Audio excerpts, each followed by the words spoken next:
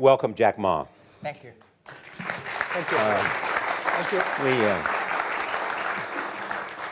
you. We've all become very cognizant of Jack and his story. And when Alibaba went public with the largest IPO in history, we knew a lot more about him. So I want to talk about his personal story. I want to talk about how many times he tried and failed and what kept him going. I want to talk about where he is today and how he got here, and where he is going and how he expects to get there. And if he gets there, what will it all mean for him and for the people that he wants to inspire? So I begin with this question, though, Jack. Why are you back at Davos? It's a long break for 7 years. I think my last trip here was year 2008. But I was coming for year 2001 for the Young Global Leader for Tomorrow. And remember, I never heard about the Davos when I came. But when I came, in the Switzerland, so many young people demonstrate. It was such a horrible thing that and I asked them, why did they do it? They say, anti-globalization. And I say, why? Globalization is a great thing. Why people don't like it? And then we come all the way for 2 hours here. There's a machine gun. There's people checking. I say, oh God, is that a forum or is it a prison we're gonna go? Is that? But when I joined the forum as the Young Global Leader, I was thrilled by so many ideas. For the first 3-4 years, I learned what does the globalization mean? What does the corporate citizenship mean? What about social responsibility mean? All these new ideas, and I see so many great leaders talking about leadership, and I benefit a lot. And the year 2008 and 2009, when the financial crisis came, I think it's better go back to work, because we can never win the world by talking. So go back, spend 7 years. Now I come back, I think it's time to do something return, because I learned so much. Let's talk 12 years ago. So why I should not talking to the young global leader of today, sharing with them how we've gone through. Okay. So that was the thing. Let's start with where you are today. Just how big is Alibaba? How many people come every day? How many people come in a week? How fast is it growing? Yeah, we have over 100 million buyers visiting our site, shopping our site every day. And we created 100 million every day. We created 14 million jobs for China, directly and indirectly. And we grow from 18 people to 30,000 people, 18 people in my apartment, to now we have a 4 big campus. Compared to 15 years ago, we were big, but compared to 15 years later, we're still a baby. How big will you be 15 years from now? I think 15 years ago, I told my team that 15 years, in the past 15 years, we grow from nothing to this size. And 15 years later, I want people to know about Alibaba, know Taobao, because it's already everywhere. I want 15 years ago when we talk about what is e-commerce, why small business can using this e-commerce, this internet, can do business across the nation. And I hope 15 years later, people forget about e-commerce because they think it's like electricity. Nobody thinks it's a high tech today. Now, this is something that I don't want 15 years later, we still walk on the street talking about why and how e-commerce can help people. Talk about the IPO. Did it exceed your expectations? Well, it's a pretty small IPO, 250. Yes. Yeah. The largest IPO in the history of Wall Street. We raised. And number 2 was a Chinese bank. Thank you. I remember year 2001. We went to raise some 5 million, 3 million venture capitalist dollars in the USA, and got rejected. And I say we come back raising a little bit more. But I think, what we think more about is for $25 billion, how we can spend the money efficiently, because this is not the money, this is the trust from the world, the trust from those people. They want you to do better jobs to help more people. They want to have a good return. So I think gives me more pressure because when our market cap is bigger than IBM, for a certain day we're bigger than Walmart. We're one of the top 10, 15 largest market cap company in the world. I told my team and myself, is that true? We're not that good.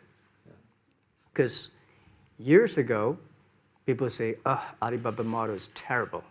Does not make money, have this and that, all the big bad things, because Amazon is better, eBay is better, Google is better, and there's no such model like Alibaba in the USA. So I told myself and people, we were better than people thought. But today, when we are that big size, I said, no, we are not that good as people thought. We're just a company 15 years old. Average age is 27, 28 years old, young people. We're doing something that human beings have never tried. So I want to talk about the future. Let me take you back to when you were born in Hangzhou, where the headquarters still are. Yep. And your campus is there. You don't have a loot, don't move your loot. Your headquarters Your roots are there. Yeah, you found it there, loot there. You grew up in the 60s. 64.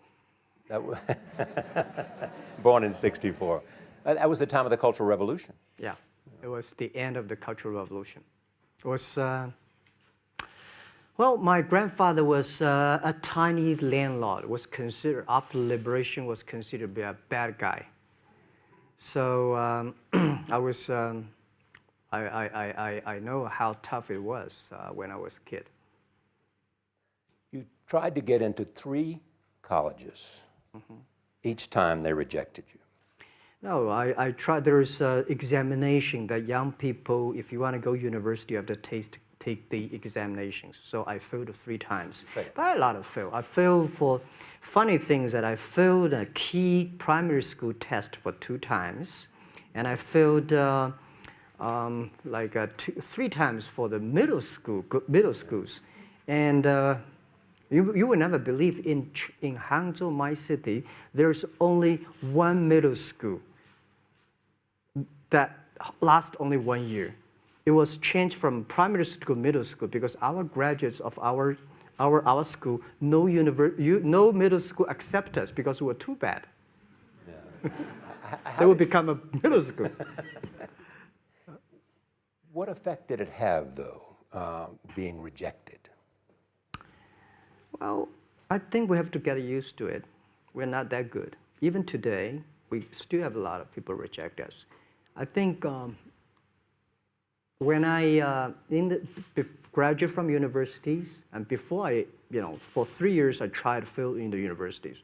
So I applied jobs for 30 times, got rejected. I went for a police, they said, no, you're not good. I went to even the KFC. When KFC came to China, come to my city, 24 people went for the job. 23 people were accepted. I was the only one guy. And we went for police. 5 people, 4 of them accepted. I was the only guy that I received it. So to me, being turned down, rejected. Oh, by the way, I told you that I applied for Harvard for 10 times, rejected. I know I'll be rejected. I just don't want to say that. They're sorry now. 10 times you wrote them and said, I'd like to come to Harvard. Yeah. And then I told myself, someday I should go teach there, maybe. I think that can be arranged. Richard Nixon came to Hangzhou. Yeah. And after that, tourists flooded the place. Yeah. And that's how you learned English. Yeah. I really like I don't know why, at 12, 13 years old, that time I suddenly fell in love into the language, the English. And there's no place you can learn English at that time. There's no books, English books. So I went to the Hangzhou Hotel, now called Hangzhou Shangri-La Hotel, because that was the hotel can receive the foreign visitors. So every morning for 9 years, I showed them around as a free guide, and they taught me English. And I think that changed me. Today, I'm 100% made in China. I've never got a one-day train outside China. Yeah. And when people talk to me, say, Jack, how can you speak English like that? Why sometimes you talk like an Western guys? I think that was the 9 years.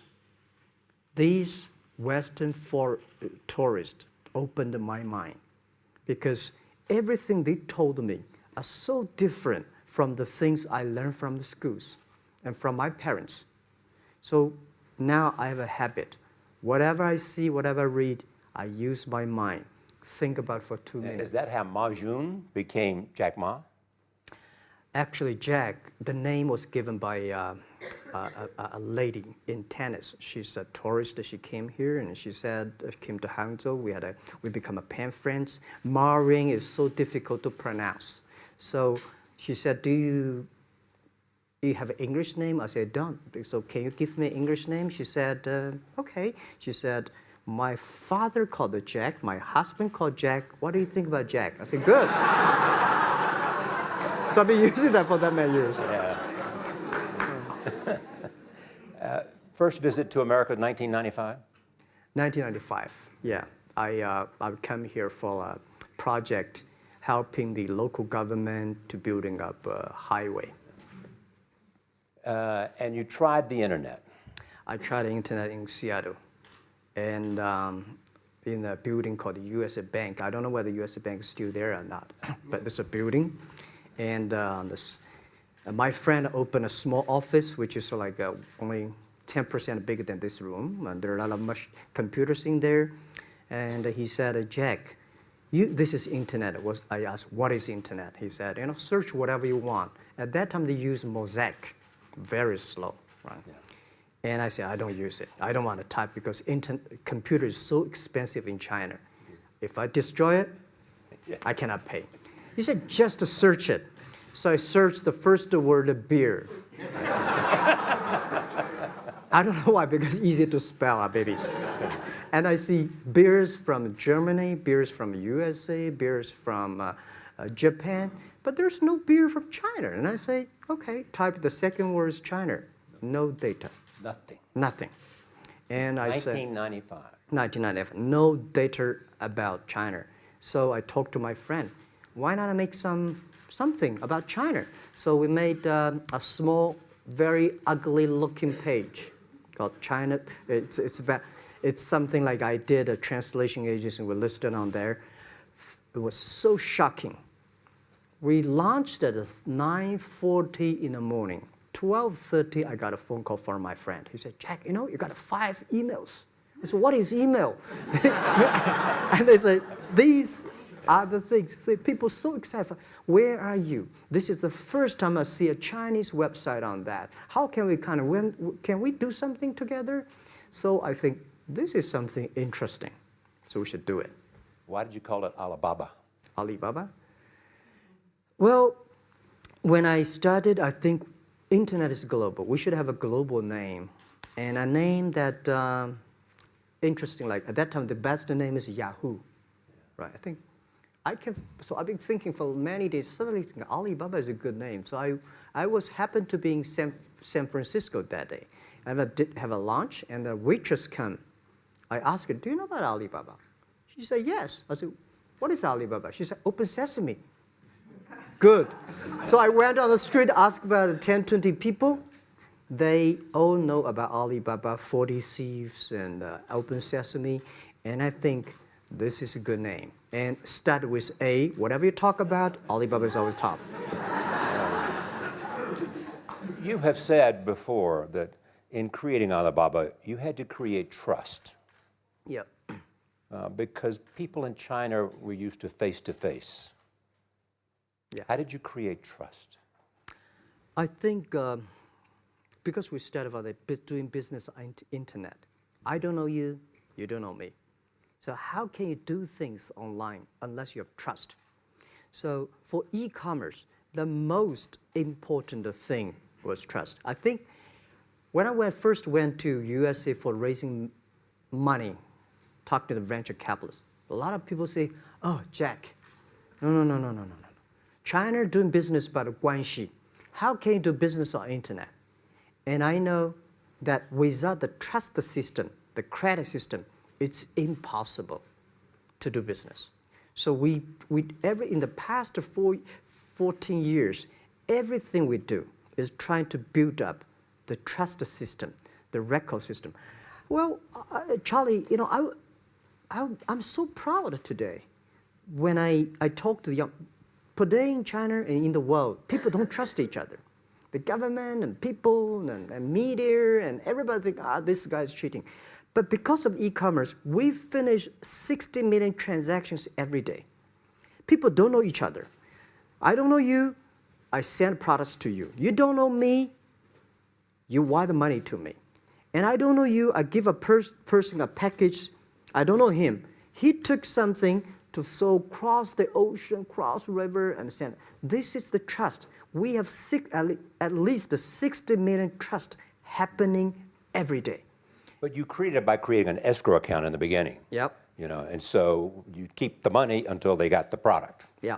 And then you release the money. That's true. I mean, the escrow service is about Alipay. When I had, this idea, I would love Davos, because it was a big decision. Because for first 3 years, Alibaba is just like e-marketplaces for information. What do you have? What I have? We talk a lot of time, but don't do any business because there is no payment. I talk to the banks. No banks want to do it. Banks say, no, this thing never work. So I don't know what to do. Because if I start to launch a payment system, it's against the financial legal laws. Because you have to have a license. But if I don't do it, e-commerce will go nowhere. So then I went to Davos. I listened to a leadership discussion. Leadership is about responsibility. And after I listened to that panel, I give a call to my friends, my colleagues in my apartment, say, do it now, immediately. If something wrong, the government not happy about that, if one body has to go to the prison, Jack might go to the prison. Because it is so important for China, for the world, to build up the trust system.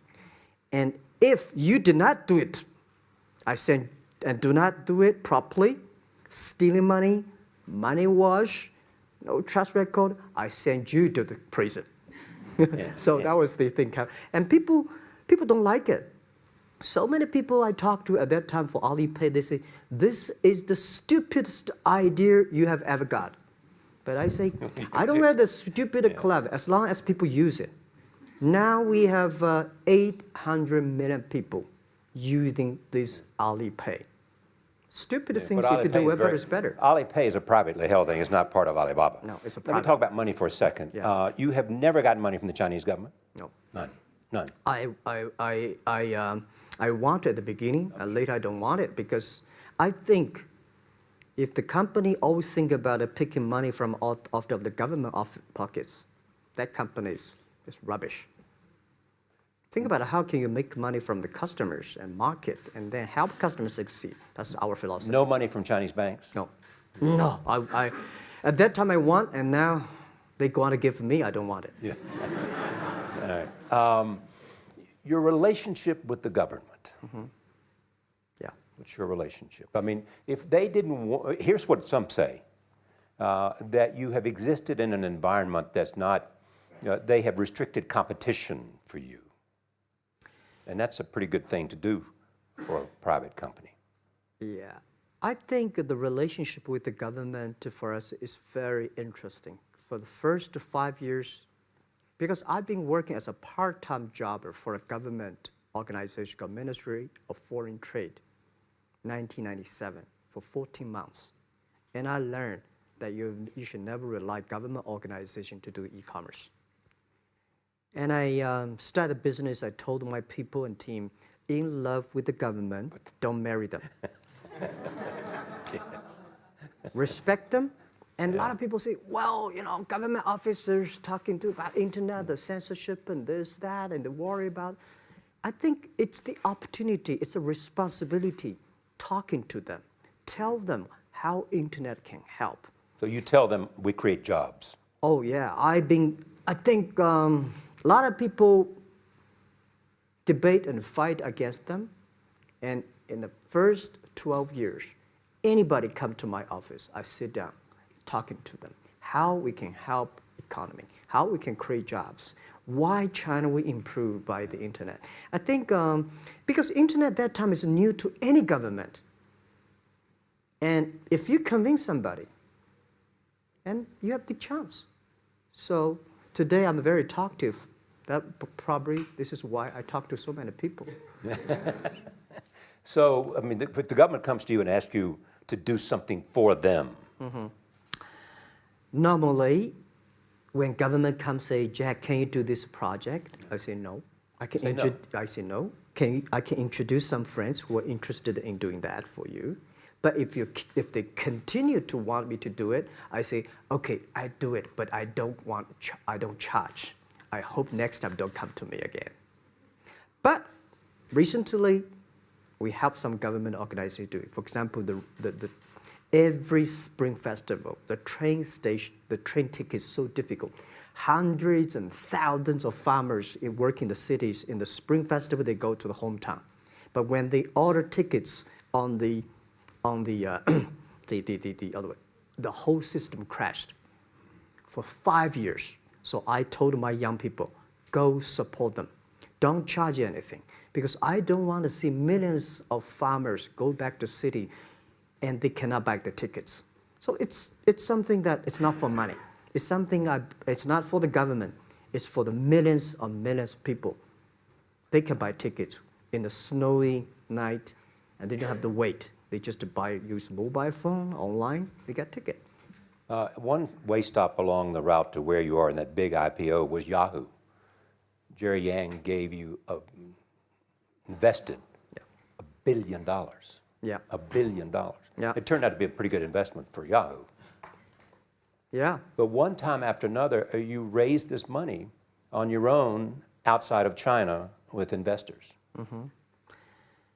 Yeah, I'm very thankful for all the investors because 1999, year 2000, and even at the Yahoo time, a lot of people say this Jack is crazy. He's doing something that we don't understand. A lot of venture capitalists give you money because there is such a American model already there. But they say, Alibaba, we don't see this kind of model, right? They say Jack's crazy. Is what yeah, this is crazy guy. I mean, I remember my first time in Time magazine, they call me Crazy Jack. And I think crazy is good. We are crazy, but we're not stupid. We know what we are doing, but if everybody agree with me, if everybody believe our idea is good, we have no chance. So that's the money we raised. We're very thankful. So when our investors make a lot of money, I feel proud and honored. As you know, in the United States, issues have risen about privacy. Yeah. Google and Apple, and questions of whether the government should have access to files. How do you handle that if the Chinese government says you know a lot about people? You have transactional relationships with lots of people. And they say, we want to see your files. Well, so far I don't have this kind of problems from Chinese government. And I told them, any government, if you come here for the national security, anti-terrorist, well, anywhere, anti-terrorist, we work together. It's a criminal, we work. But rest of that, no. I said, we are a business. The data is so precious because we don't know how. Because if we give to anybody, it's going to be a disaster. And also about privacy issues. I think, just like hundreds of years ago, people say, I would rather put money under my pillow rather than put in the banks. But today, banks, they're special. They know how to protect money much better than you do. Privacy issues, all these kind of securities, today, we may not have the solutions. We don't have the answer. But I believe our young people have the solutions. In the next 10, 20 years, there will be breakthrough on that. And I'm fully confident on that. Your life is a testament to the idea that nothing is impossible. That if somebody says no, you say it's just the beginning. Where does that come from? Well, at the beginning, I never thought, I thought when I was young, I said, everything's possible. Now I know not everything's possible. When you have something, you have to think about, you have to consider about the others. You have to consider about the customer, society, your employees, your shareholders, society. There are so many things that I think if you continue to work hard, there's possibility. And I just feel that I'm enthusiastic about what we are doing. At the beginning, for the first 5 years, I just want to survive. And 5 years later, I think... That's 2000, from 98. Yeah. But later, I think, wow, so many people's life changed. I was so excited, you know, for the first 3 years, we made zero revenue. Zero revenue. But we are so excited to continue to work. You know what happened? I remember many times when I go to a restaurant and have dinner, somebody came, when I was trying to pay the bill, the owner of the restaurant came to say, "Sir, your bill is paid by someone." And the small note say, "Hey, Mr. Ma, I'm your customer of Alibaba Group, Alibaba platform. I made a lot of money, and I know you don't make any money. I pay the bill for you." Yeah. And I remember one day that I was sitting somewhere in the coffee, somebody sending me a cigar. I don't smoke cigar, but there's a note, "Thank you very much, I'm your customer." And I remember in the Taobao days, I was at the Shangri-La Hotel in Beijing. When I get on the taxi, the man who opened the door for me, the boy at the gate, he said, "Jack, thank you very much. I'm service here. My girlfriend makes more money than I do on your site." And this is something that you know that it's not amazing. If you don't do it, nothing's possible. If you try to do it, at least you have the hope. The revenue comes from advertising and a smaller amount from transactional fees. Yeah. Most of it from advertising. Tiny. Tiny from advertising? Tiny from advertising, tiny from transactions, because we need big mass.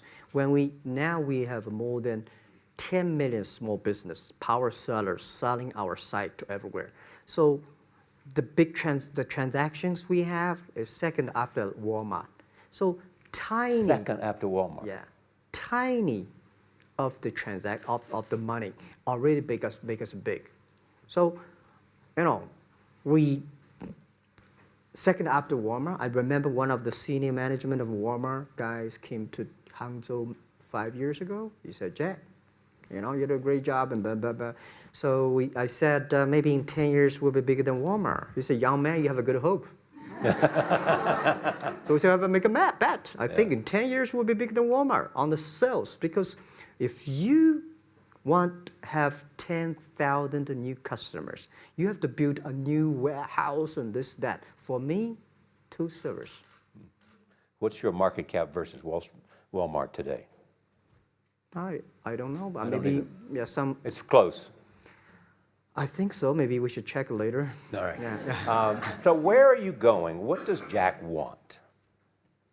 I think because of the name for Alibaba, we are internet company, happen to be in China. We have the same spirit and entrepreneur spirit like every great entrepreneurs in the world. And I remember the day when I started Alibaba, we want to have a mission helping small business doing easier. So next step is today, so many millions of small business using our platform to sell things, and over 300 million consumers buy things from our site. Cheapest, efficient. So what I'm thinking about, how we can make Alibaba a platform for global small business. My vision is that if we can help a Norway small business can sell things to Argentina, and Argentina consumers can buy things online from Switzerland. And we can build up, which I called, I don't know, maybe not right word, called EWTO. The WTO is great, past century. But WTO helps so many big companies to sell things across the nation. Today, internet can help small business sell things across the oceans, across the nations. And I hope that we can serve 2 billion consumers. 2 billion consumers. 2 billion consumers. We can help 10 million small business outside China. Help them. Outside China. Outside China. Because we help the American farmers in Washington State almost 300 tons of cherries to China last year. Cherries.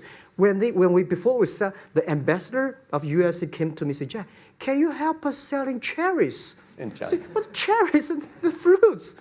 He said, why not? I said, why not? Let's try. So that when we start to sell cherries, the cherries still on the trees.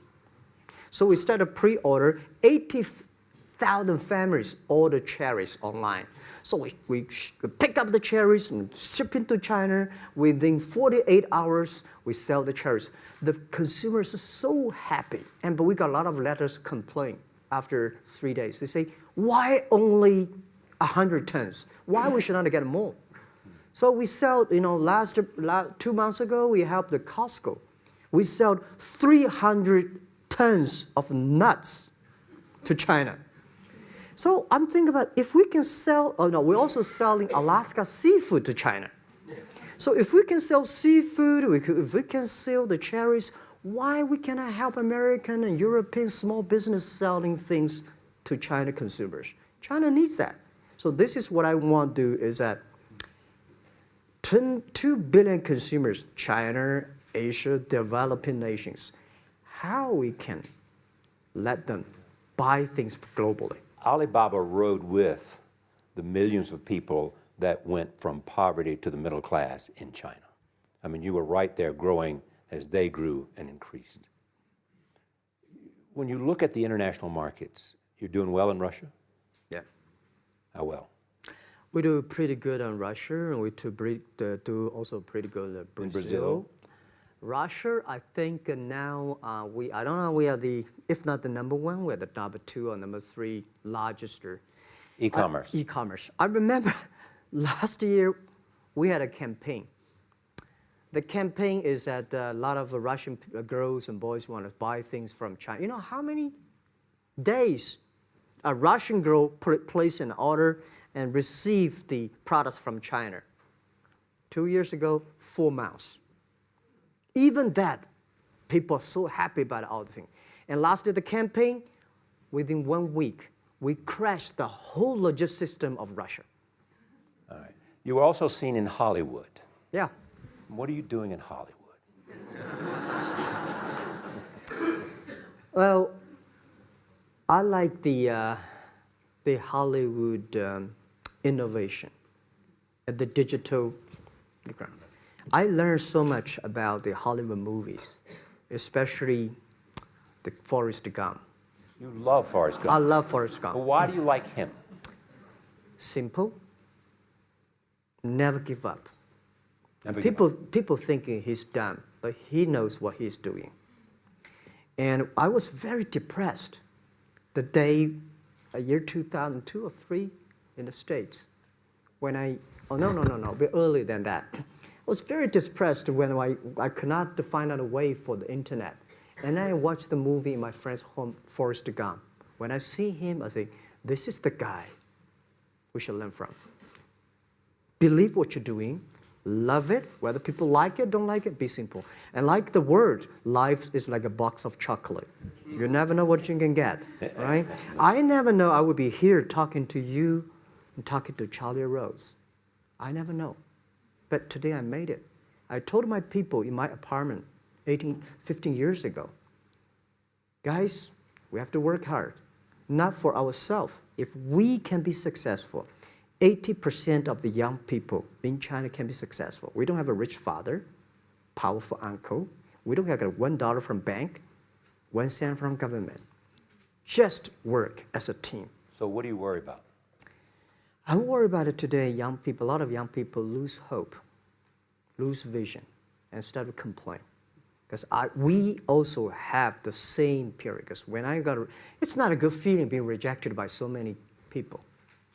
We also depressed, but at least later we find that the world has a lot of opportunity. How you see the world, how you catch the opportunity. So, in the Hollywood gives me a lot of inspiration. You know? But you were out there for business. You were out there because you want to make movies and sell them. I want to make the movie for business-wise. We are e-commerce company. We have a lot of products that need logistic. But movie, TV, these are things you don't need logistic system.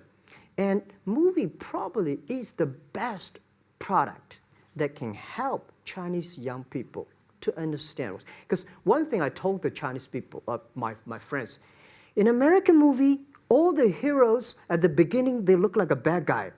Terrible things coming, they become a hero. And finally, they all survived. China, if you're a hero, all the hero died. So, because only dead people become the hero. So nobody want to be the hero. So you want to change the Chinese definition of hero? Yeah, I want to say hero. Today we have so many heroes live in this world. Are you still writing these kung fu novels, or are you just reading them? I read them, and I start to write something. I think it's fun. The kung fu is something you start to think about something that you cannot do. But if you have some luck, if you continue to practice, if you got a good master, if you're a good team, you get expert. So at least to make me, when I'm busy, when I'm tired or frustrated, I read kung fu books. And You also travel with a Tai Chi. Am I saying that right? Trainer. Tai Chi? Tai Chi. Tai Chi. Tai Chi, yeah. What does that do for you, other than keep you in good health? I love Tai Chi. Tai Chi is a philosophy about yin and yang. Yeah. Tai Chi is about how you balance, how you work, like a competition. People say when I compete with eBay, say, you hate eBay. No, I don't hate eBay. It's a great company. You know, they come, I go. You know, Tai Chi is like, you fight here, I go over there. You put it on the top, I go to down, right? So it's a balance, right? You are heavy, I'm small, you know. When I'm small, I can jump. You're heavy, you cannot jump. So the Tai Chi is better philosophy. I use in Tai Chi philosophy in the business. Calm down. There's always way out. And keep yourself balanced. And meanwhile, don't try to keep, because business is a competition is a fun. Business is not like a battlefield. You die or I win. Business, even if you die, I may not win. Right? So it's better fun. So Tai Chi gives me a lot of inspirations. But you want your life and you want this company, Alibaba, to change the world. And you're changing the world if, in fact, you provide a forum for buying and you enable people to earn a living. Yeah. But also, you believe that Alibaba ought to change the lives of women. So what are you doing? At first, I think many years ago, I want to change the world. Now, I think if we want to change the world, we change ourselves. Change ourselves is more important and easier than change the world. And second is that I want to improve the world. Because it changed the world may be Obama's job. Because my job is to making sure that my team are happy. Because my team are happy, they can make my customer happy. If my customer, they are all small business. When they're happy, we are happy. About women, one of the secret source for Alibaba's success is that we have a lot of women. What percentage of women one among Alibaba day employees? before, I think 2 or 3 months before we IPO, there's American journalist come to our company. She asked me a question. Jack, I've seen so many women in your company. I say, what's wrong? We have later we find that we have 47% of the employees of our company are women. How many? 40? 47% of our company are women. And we actually had a 51 because we acquired some company these days. They have more men, so balance that. But these are women in top-level positions? 33% of the of the management are women. And 24% of the senior management, very top level, are women. We have a women CEO, CFO, CPO, Chief People Officer, and we have everywhere. And I think so comfortable to working with them because women, in this world, if you want to win in 21st century, you have to making sure that making other people powerful, empower others, making sure the other people better than you are, then you will be successful. So I find the women, they think about the others more than they think about themselves. Right. Yeah, women think about the kids, husband, parents much more than the man. And the user-friendliness. A couple of things I want to talk about before we go, because we have less than a couple of minutes. China today, are you worried the economy slowed down? No, I don't worry about it. I think China is doing, it's slowing down is much better than keep on 9%. China today is the second largest economy in the world. It's impossible to keep 9% of the growth. If China still keeps the 9% of the growth of the economy, there must be something wrong. You will never see the blue sky.